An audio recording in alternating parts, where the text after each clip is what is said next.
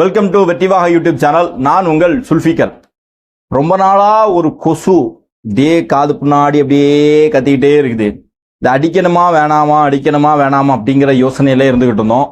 நம்முடைய சப்ஸ்கிரைபர் ஒரு சிலருடைய கோரிக்கையை ஏற்று இந்த கொசு அடிச்சிடலாம் அப்படிங்கிற முடிவுக்கு வந்துட்டோம். அந்த கொசு வேற யாரும் இல்ல, தடா ரஹீம் என்று சொல்லக்கூடிய அரசியல்வாதி. சரி, என்ன தடா ரஹீம் அவரை பத்தி என்ன பேச வேண்டியிருக்கு அப்படின்னு சொன்னா, தடா ரஹீம் அவர்கள் தொடர்ந்து தமிழக வெற்றி கழகத்தினுடைய தலைவர் தளபதி அவர்களை விமர்சனம் செய்து வருகிறார்கள். தப்பு கிடையாது. அரசியல் களத்தில் அவர் ஒரு அரசியல் கட்சியினுடைய தலைவர், நம்ம தளபதியும் ஒரு அரசியல் கட்சியினுடைய தலைவர். கொள்கை ரீதியாக, சித்தாந்த ரீதியாக, கருத்தியல் ரீதியாக தங்களுடைய விமர்சனங்களை, செயல்பாட்டு ரீதியாக தன்னுடைய விமர்சனங்களை வைப்பதில் எந்த விதமான மாற்று கருத்தும் கிடையாது. எல்லா வீடியோலையும் சொல்ற மாதிரி தான், விமர்சனத்திற்கு அப்பாற்பட்டவர்கள் நாங்கள். இங்க செய்யக்கூடிய விமர்சனம் நேர்மையாகவும் நடுநிலையாகவும் இருந்துச்சுன்னு சொன்னா நிச்சயமாக அதை நாம் ஏற்றுக்கொள்வோம். ஆனா அதை தாண்டி பொறாமையின் காரணமாக ஒரு தனி மனிதர்களுக்கு ஆதரவாக தளபதியினுடைய அரசியல் வருகை எப்படியாவது வீழ்த்தணும் அப்படிங்கிற குறுகிய புத்தியோடு நீங்கள் விமர்சனம் செய்வீர்கள் அப்படின்னு சொன்னா நிச்சயமாக அதை நம்ம ஏற்றுக்கொள்ள முடியாது. அதற்கான பதிலடியை ரீசெண்டாக டைரக்டா நம்மளால தர முடியும் அப்படிங்கிற அடிப்படையில் தான் இன்றைக்கு அண்ணன் தடா ரஹீம் அவர்களுக்கு இந்த வீடியோல பதில் கொடுக்க இருக்கிறோம். இந்த வெற்றிவாக யூடியூப் சேனலை சப்ஸ்கிரைப் பண்ணாம பாக்குறவங்க சப்ஸ்கிரைப் பண்ணிக்கோங்க, பெல் பட்டனை கிளிக் பண்ணி வச்சுக்கோங்க. அப்பதான் நம்ம அடுத்தடுத்து போடக்கூடிய வீடியோக்கள் உங்களுக்கு நோட்டிபிகேஷன்ல வரும். தலைமையில இருந்து ஒரு உத்தரவு இருக்குது, டீசெண்டா பேசுங்க, தனி மனித தாக்குதல்களை செய்யாதீங்க அப்படின்னு சொல்லி. ஸோ அதன் காரணமாக நம்முடைய வாயை கட்டி பேசுறோம். இல்லை அப்படின்னு சொன்னா தடா ரஹீம் அவருடைய விமர்சனத்திற்கு ஒருமையில தான் நம்ம பதில் கொடுக்கணும். ஏன் அப்படின்னா அந்த ஆளு ஒருமையில தான் பேசுவார். அந்த ஆளு அவன் இவன் நீ வாடா போடா அப்படின்னு தான் பேசுவார்.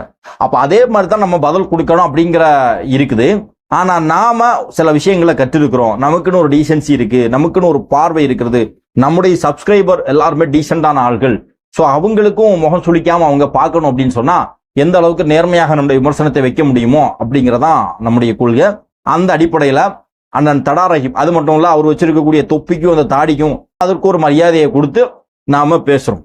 சரி, முதல்ல அண்ணன் தடா ரஹீமுக்கு என்ன பிரச்சனை அப்படிங்கிறத அவருக்கு கேட்கணும். தளபதியினுடைய அரசியல் வருகை இன்னைக்கு தமிழ்நாட்டில் நான் கேட்கிறேன், எத்தனையோ அரசியல் கட்சிகள் இருக்கு. இந்த அரசியல் கட்சியில் இருக்கக்கூடியவர்கள் எல்லாருமே மனித புனிதர்களான்னு கேட்கிறோம். ஏன்னா எல்லாருமே மனித புனிதர்கள், ஒரு சிறந்த இலக்கியவாதிகள், சிறந்த தத்துவவாதிகள், சிறந்த கொள்கைவாதிகள், மக்களுக்காக உழைக்கக்கூடியவர்கள், மக்களுக்காக தான் எல்லாமே செய்யக்கூடியவர்கள், எல்லாருமே நல்ல கண்ணு மாதிரியான ஆட்கள். அப்படி இருக்கக்கூடிய சூழல்ல தளபதி மட்டும் ஒரு சினிமா ஃபீல்ட்ல இருந்து வந்து ஒரு தவறான முன்னுதாரணத்தோடு, ஒரு தவறான நிலைப்பாட்டோடு, தவறான கொள்கையோடு இருக்காரு அப்படின்னா நீங்க விமர்சனம் பண்றதுல நியாயம் இருக்கு. ஆனா இங்க பாதி பேர் அயோக்கியம், மக்கள் வரிப்பணத்தை சுரண்டி திங்கிறான், பாதி பேர் அயோக்கியத்தனமா இருக்கிறான். அப்படி இருக்கக்கூடிய இந்த அரசியல் களத்துல மக்கள் நலனுக்காக அவர் நடிகர் தான், அவர் கூத்தாடி தான் இருந்தாலும் ஒரு அரசியல் கட்சியை தொடங்கி வரார். அவர் நினைச்சாருன்னா வருஷத்துக்கு ஒரு படத்தை நடிச்சுட்டு இந்த கான்ட்ரவர்சி, இந்த பிரச்சனை எதுவுமே இல்லாம அவர் போயிட்டே இருக்கலாம். ஆனா தனக்கான ஒரு ரசிகர் பட்டாளம் இருக்கிறது. தன்னுடைய வாழ்க்கையினுடைய வளர்ச்சிக்கு மிக முக்கிய காரணமாக இருப்பதே தமிழக மக்கள் தான். அப்ப அவர்களுக்காக ஏதாவது நம்ம செய்யணும் அப்படிங்கிற நோக்கத்துல அவர் அரசியலுக்கு வரார் அப்படின்னு சொன்னா அவரை நீங்க நேர்மையாக விமர்சனம் செய்வதில் எந்த தவறும் கிடையாது. ஆனா நீங்க எப்படி பண்றீங்க, எந்த அளவுக்கு மோசமா பண்றீங்க, அதனால்தான் நாம இன்னைக்கு உங்களை விமர்சனம் செய்ய வேண்டிய சூழல் வரும். சரி, தடா ரஹீம் யார்? தளபதி அவர்களை விமர்சனம் செய்வதற்கு தகுதியான ஆளா தடா ரஹீம் அப்படிங்கிறத நம்ம பார்க்கணும். தடா ரஹீமும் ஒரு கட்சி வச்சிருக்கிறார், இந்திய தேசிய லீக். ஒரு கட்சியினுடைய தலைவர் ஒவ்வொரு யூடியூப் சேனலா போயிருந்து ஒரே விஷயத்தை, இந்த டேப் ரெக்கார்டரை திருப்ப போட்டது மாதிரியே திரும்பி திரும்பி திரும்பி திரும்பி ஒரே விஷயத்த பேசிட்டு இருக்கீங்களே, நீங்க உங்க கட்சியினுடைய பணியை எப்படி செய்வீங்க? நான் என்ன கேட்கிறேன், நீங்க உங்களுடைய விமர்சனம் என்ன? தளபதியினுடைய தமிழக வெற்றி கழகத்தினுடைய கட்சி செயல்பாடுகள், கட்சி பணிகள், அவருடைய அணுகுமுறைகள்ல நீங்க விமர்சனம் வைக்கிறீங்க. நீங்க ஒரு கட்சி தலைவர் தானே, நீங்க என்னைக்கு உங்கள் கட்சியை வளர்க்க போகிறீங்க, நீங்க இன்னைக்கு உங்க கட்சியை செயல்படுத்த போகிறீங்க? இந்த கடந்த ஒரு வருஷத்துல மக்கள் பிரச்சனைகளுக்காக நீங்கள் ஆற்றிய ஒரு சேவையை சொல்லுங்க. கடந்த ஒரு வருஷத்துல இந்த மக்கள் பிரச்சனை, இதுக்காக நான் போராடி இருக்கிறேன், இதற்காக களத்துல நின்றிருக்கிறேன், இதற்காக மக்களை சந்தித்திருக்கிறேன், ஒரு வார்த்தை கட்சி தேசிய லீக் ஒரு தேர்தலில் கூட போட்டி போடுறதுக்கு வக்கில்லாம இருந்துகிட்டு இருக்கக்கூடிய நீங்க எங்களை பார்த்து பேசலாமா? ஒரு தேர்தலில் போட்டி போடுவதற்கு தகுதி இல்லாம வக்கில்லாம நிற்கக்கூடிய ஏதோ தடா ரஹீம், ஏதோ நாட்டுடைய சுதந்திரத்திற்காக போராடி சிறைக்கு போனவரா தடா ரஹீம்? மக்களுடைய சமுதாய மக்களுடைய நலனுக்காக போராடி சிறைக்கு போனவரா? கட்ட பஞ்சாயத்து ரவுடிசம் பண்றதெல்லாம் அயோக்கியத்தனம். அதை செஞ்சுக்கிட்டு உள்ள போயிட்டு வெளியே வந்துகிட்டு நான் மக்கள் நலனுக்காக போராடி தியாகம் செஞ்சது மாதிரி ஒரு தியாகி மாதிரியான பட்டத்தை கொடுத்துட்டு இருக்கீங்களே. உங்களுக்கு தமிழக வெற்றி கழகத்தினுடைய தலைவர் தளபதி அவர்களை விமர்சனம் செய்வதற்கு ஏதாவது தகுதி இருக்குதா? ஏதாவது தகுதி இருக்குதா? அவரு சொந்தமா காசு, அவரு சொந்த காசு தான் நடிச்சு சம்பாதிச்ச பணத்தை மக்களுக்காக செலவு பண்றாரு, கட்சிக்காக செலவு பண்றாரு. நீங்க யாரு? உங்களுடைய வருமானத்துக்காக பூவாக்கு என்ன பண்றீங்க? தடா ரஹீம் அவர்களே, யூடியூப் சேனல் ஒவ்வொரு சேனல்ல போய் பேசினா 3000 ரூபாய் 4000 ரூபாய் கொடுப்பாங்க. அதை தாண்டி இந்த யூடியூப் சேனல் இப்ப கடந்த 1-2 வருஷமா தானே பேசுறீங்க. அதுக்கு முன்னாடி பூவாக்கு என்ன செஞ்சீங்க? என்ன செஞ்சீங்க?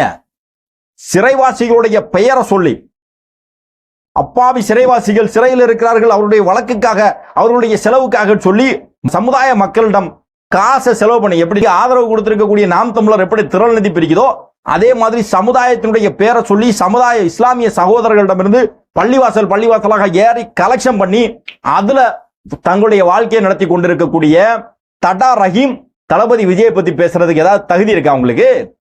அவன் நான் அந்த இவரை கூப்பிட்டு வீடியோ இன்டர்வியூ எடுக்கக்கூடிய யூடியூப் சேனல்ல கேட்கிறேன்,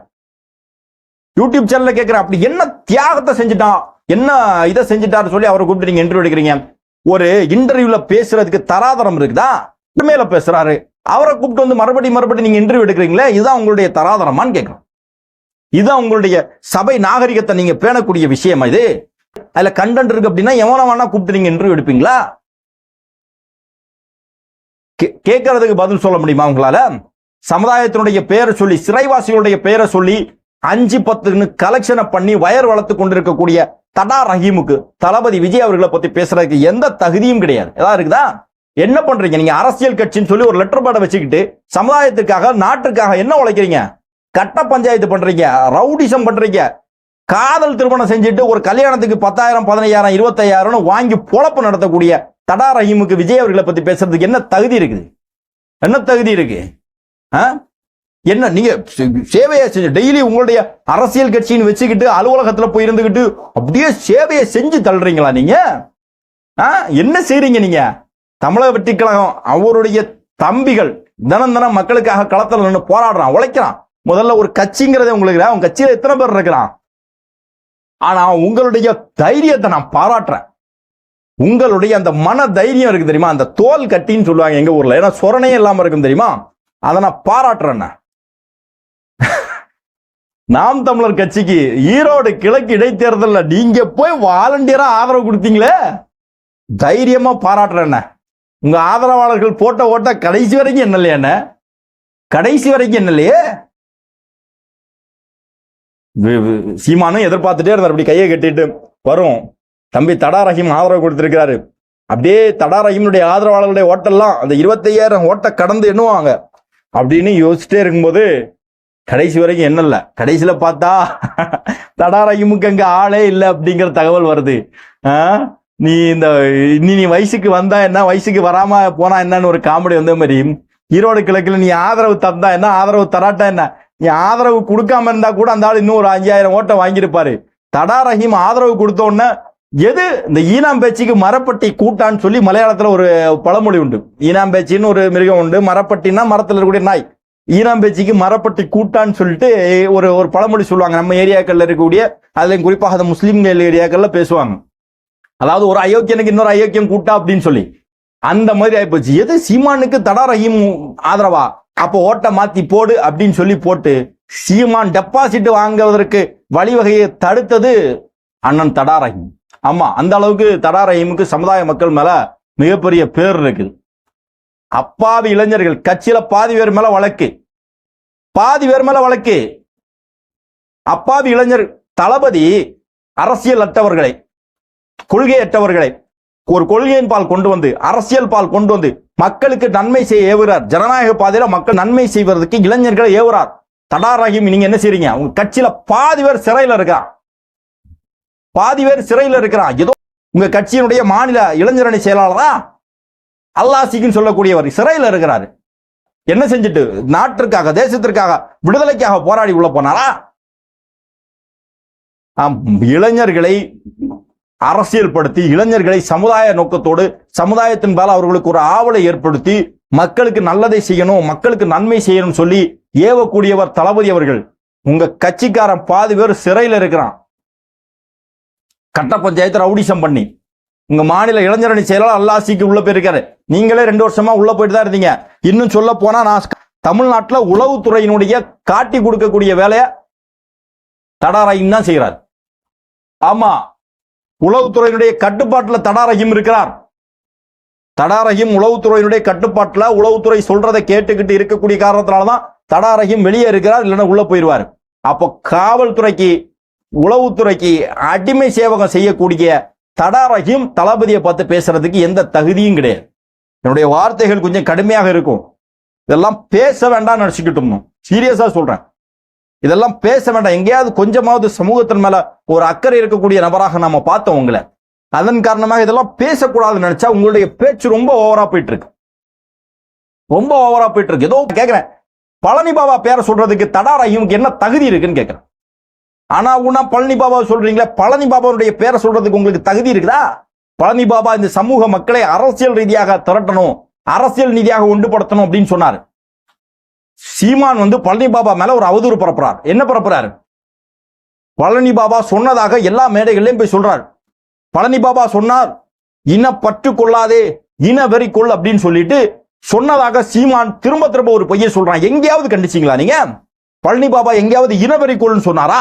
இனவெறி கொள்றவன் முஸ்லிமா? முதல்ல ஒரு முஸ்லிம் இனவெறி கொள்வானா? நபிகள் நாயகம் ஸல்லல்லாஹு அலைஹி வஸல்லம் அவர்களுடைய பிரச்சாரம் என்னது? ஒரு அரேபியன் அல்லாதவனை விடவும் சிறந்தவன் கிடையாது, ஒரு கருப்பனை விடவும் வெள்ளையர் சிறந்தவர் கிடையாது, உங்களுடைய இறையச்சமே மேலானதுன்னு சொன்னாரா இல்லையா? அப்படித்தானே முகமது நபி ஸல்லல்லாஹு அலைஹி வஸல்லம் நமக்கு போதித்திருக்கிறார்கள். அதானே அவருடைய வார்த்தைகள். அப்படித்தானே நாம வார்த்தெடுக்கப்பட்டிருக்கோம். அப்போ இனவெறி கொள்றது எந்த வகையில நியாயம்? அப்போ பழனி பாபா அவர்கள் ஷஹீதுங்கிற அந்தஸ்துல நாம வச்சிருக்கிறோம். அவருக்கு படைத்த இறைவன் சொர்க்கத்தை கொடுக்கணும் அப்படிங்கிற துவாவோடு நாம இருக்கிறோம். அவரை ஷஹீத் அப்படிங்கிற அந்தஸ்துல நாம வச்சிருக்கிறோம். அப்படிப்பட்ட ஒரு நபரை, அனைத்து தரப்பு மக்களுக்காக போராடிய ஒரு நபரை இனவெறி கொள்ளுன்னு சொல்லி சொன்னதாக ஒரு பொய்யை பரப்பிட்டு இருக்கிறாரு சீமான். என்னைக்காவது கண்டிச்சிங்களா? இந்த மனுஷன் உயிரோடு இருந்தார்னா சீமான சிறப்ப கழட்டி அடிச்சிருப்பாரு. பழனி பாபா இருந்திருந்தார்னா. தடாரஹீம் பல இடங்கள்ல சொல்றாரு, எங்களுடைய அரசியல் ஆசானி பாபா, அரசியல் ஆசான் பழனி பாபான்னு சொல்லி இந்த சீமான் மேடையில கூட போய் பேசுறீங்களே. அரசியல் ஆசான் பழனி பாபா என்ன சொன்னார் இந்த சமூகத்துக்கு? ஒரு தீர்க்க தரிசனம் மாதிரி சொல்லிட்டு போயிருக்கிறாரு. யார் அம்பேத்கரை ஏற்றுக்கொள்ளவில்லையோ, யார் பெரியாரை ஏற்றுக்கொள்ளவில்லையோ அவங்கிட்ட ஜாக்கிரதையாரி, அவன் உனக்கானவன் கிடையாது, அவனை தலைவனா தேர்ந்தெடுக்காதுன்னு சொன்னாரா இல்லையா? அப்ப பழனி பாபாவை அரசியல் ஆசானாக ஏற்றுக்கொண்டவர் சீமானுடைய வீட்டு வாசல் ஆபல காத்திருக்கீங்களே தடாரஹீம், உங்களுக்கு தளபதி விஜயை பத்தி பேசுறதுக்கு தகுதி இருக்கா? இப்ப சொல்லலாம், திரள் நிதி வாங்குதல் என்ன தவறு இருக்கு? மக்களிடமிருந்து வாங்கி மக்களுக்காக செலவு செய்யறோம். திரள் நிதி வாங்குறதுல தப்பு இல்லை, கம்யூனிஸ்டுகளும் வாங்குறார்கள். மக்களிடம் இருந்து வாங்கி அதை அரசியல் செயல்பாடுகளுக்காக, அரசியல் சேவைகளுக்காக, பொதுக்கூட்டங்களுக்காக, தேர்தலுக்காக பயன்படுத்துறதுல தப்பே இல்லை. தன்னுடைய மகனை இன்டர்நேஷனல் ஸ்கூல்ல படிக்க வைக்கிறதுக்கு திரள் நிதி வாங்கி ஃபீஸ் கட்டினா அயோக்கியத்தனமா இல்லையா? அதை செய்யறான். அதுல இருந்து ஒரு பங்கை வாங்கி நீ திங்கிட்டு நீ எங்களுடைய தளபதியை பத்தி தப்பா பேசுறீங்கன்னு சொன்னா ஏற்றுக்கொள்ள முடியாது. அண்ணான் தடாரஹீம் அவர்களே, ஏற்றுக்கொள்ள முடியாது. இதுவரையிலும் உங்களுக்கு எதிராக பெரிய அளவில் யாருமே விமர்சனம் செய்யல. எல்லாருமே ஒரு கட்டுப்பாடோடு இருந்து கொண்டிருந்தார்கள். ஆனா நாம் அந்த கட்டுப்பாடை இழந்துட்டோம். உங்களுக்கு ஒரு மரியாதையை கொடுக்கணும்னு நினைச்சோம். ஆனா இனிமே அது கிடையாது. இனி உங்களுடைய ஒவ்வொரு விமர்சனத்திற்கும் சரிக்கு சரியான பதிலடியை நாம கொடுப்பதற்கு தயாராக இருக்கிறோம். ஆமா, ஏதோ பெரிய கருத்து புலி மாதிரி, ஏதோ பெரிய அரசியல் சாணக்கியன் மாதிரி. அரசியல் சாணக்கியனால தமிழ்நாட்டில் அரசியல் களத்தில் நிக்க வேண்டியதானே? தேசிய லீக்னு ஒரு கட்சி செயல்படுற, நீங்க இன்டர்வியூ எடுக்கிற, இன்டர்வியூக்கு போற, உங்களுடைய கட்சி என்ன, நீங்க என்ன செயல்படுறீங்க, உங்களுடைய பணிகள் என்ன, உங்களுடைய மக்கள் சேவை என்ன, இதை பேசணும். இதை பேசுறதுக்கு தகுதி இருக்கா? ஏன்னா எதுவுமே இல்லை, சும்மா ஒரு லெட்டர் பேட வச்சிருக்கிறது. நேர காலையில வருது, ஆபீஸ்ல வருது, எங்க இருந்துப்பா கால் வருது, ரெட் நூல் ஆபீஸா, ஓகே அங்க போ, இங்க இருந்து வருது லகரத்துல இருந்தா போவோம், வேற எங்க இருந்து வருது இப்படின்னு சொல்லி கேட்டு இன்டர்வியூ யூடியூப் சேனல்ல போயிருந்து பேசக்கூடிய ஒரு சாதாரண யூடியூபர் அவரை கூப்பிட்டு இன்டர்வியூ எடுக்க வந்தோடனே ஏதோ இவர் ஒரு அரசியல் சாணக்கியர் மாதிரி, அரசியல் புலி மாதிரி, ஏதோ தமிழ்நாட்டில் இவருடைய பேச்சை கேட்டு அப்படியே மாற்றம் வர்றது மாதிரி எதையோ லூசுத்தனமா அந்த ஊடகங்கள்ல இருந்து உளறிட்டு போறது. உளறல நிப்பாட்டுங்கள். நீங்க ஒரு கட்சியினுடைய தலைவராக இருந்தீங்கன்னா கட்சியினுடைய செயல்பாடுகள்ல இறங்குங்க. நீங்க இன்னொரு கட்சியை விமர்சனம் செய்வதற்கு முன்னாடி உங்கள் கட்சியை சரியான பாதைக்கு கொண்டு வாங்க. உங்களுடைய கட்சியில நிர்வாகத்தை கட்டமைங்கள். எங்க கட்சியில நிர்வாகத்தை போட முடியலன்னு சொல்றீங்க. உங்க கட்சியில் நிர்வாகத்தை கட்டமைக்க முடியுமா? உங்க கட்சியினுடைய மக்கள், உங்க கட்சியின் சார்பாக மக்களுடைய பணிகள் ஏதாவது செயல்படுத்த முடியிருக்கா? அதை செய்யுங்க. ஒரு வருஷத்துல தேர்தல்ல போட்டிடுங்க. தேர்தல்ல போட்டியிடாம இது கட்சி நடத்திட்டீங்க நீங்க. ஒரு இன்டர்வியூல பேசுறாரு தடா ரஹீம், அது சீமான் நிச்சயமாக உள்ள சட்டமன்றத்துல போயே ஆகணும். நான் கேட்கிறேன், சீமான் போயே ஆகணும், நீங்க போக வேண்டாமா? நீங்க போகணுமா வேண்டாமா? அதுக்கு தானே கட்சி வச்சிருக்கீங்க. நீங்க போகணும்னா என்ன பண்ணா, உங்கள் கட்சியை வளர்க்கக்கூடிய வேலையில செய்யணும். நீங்க ஊடகங்கள்ல வந்து இருந்துகிட்டு தளபதியை பத்தி தப்பா பேசுறதுனாலயோ, சீமானை புகழ்ந்து பேசுவதாலேயோ, அல்லது வேறு கட்சிகளை பத்தி நீங்க தவறாக பேசுவதாலேயோ உங்க கட்சி வளர்ந்துருமா? அப்ப அடிப்படையே தெரியலையே. உங்க கட்சியினுடைய வளர்ச்சிக்கு என்ன செய்யணும்? மக்களை ஒன்று திரட்டணும், இளைஞர்களை ஒன்று திரட்டணும், கட்சியில கட்டமைப்பு ஏற்படுத்தணும், கொள்கையை வடிவமைக்கணும், மக்கள் மத்தியில கொள்கையை பிரச்சாரம் செய்யணும். ஒரு சமூகத்தினுடைய விடிவெள்ளியாக, சமூகத்தினுடைய நலனுக்காக நான் கட்சி ஆரம்பித்திருக்கிறோம், எங்களை நம்புங்க மக்களே, எங்களுக்கு ஆதரவு தாருங்கன்னு சொல்லி மக்களிடம் பேசணும். சட்டமன்றத்துக்குள்ள நுழையணும், மக்களுடைய நலனை ஏற்படுத்தணும், மக்களுடைய நன்மைக்காக சட்டத்திட்டங்களை கொண்டு வரணும். அப்படிங்கிற நோக்கத்தினுடைய அடிப்படையில் நீங்க கட்சி நடத்திக்கிட்டு எங்களை விமர்சனம் செய்தா அந்த விமர்சனத்தை நாங்கள் ஏற்றுக்கொள்வோம். அதை விட்டுக்கிட்டு 3000 ரூபாய் அந்த யூடியூப் சேனல்ல பேசினா கிடைக்கும், பொழப்ப ஓட்டிடலாம், ஏற்கனவே இந்த கட்ட பஞ்சாயத்து கல்யாணம் இந்த மாதிரி பண்ணி தான் பொழப்பு ஓடுது, இந்த மாதிரி செஞ்சு அதன் மூலமாக பொழப்பு ஓட்டலாம் நினைச்சிட்டு தளபதி அவர்களை விமர்சனம் செய்தால் நிச்சயமாக நம்முடைய பதிலடி இன்னும் ஸ்ட்ராங்கா இருக்கும் அப்படிங்கிறத தெளிவாக சொல்லிக்கிட்டு, அன்பு சகோதரர்களே, இந்த வீடியோ சம்பந்தமாக உங்களுடைய மேலான கருத்துக்களை பதிவு செய்யுங்கள். வேற அடுத்து என்ன டாபிக்ல நம்ம பேசலாம் அப்படிங்கிற கருத்தையும் உங்களுடைய கமெண்ட் பாக்ஸ்ல பதிவு பண்ணுங்க. நன்றி.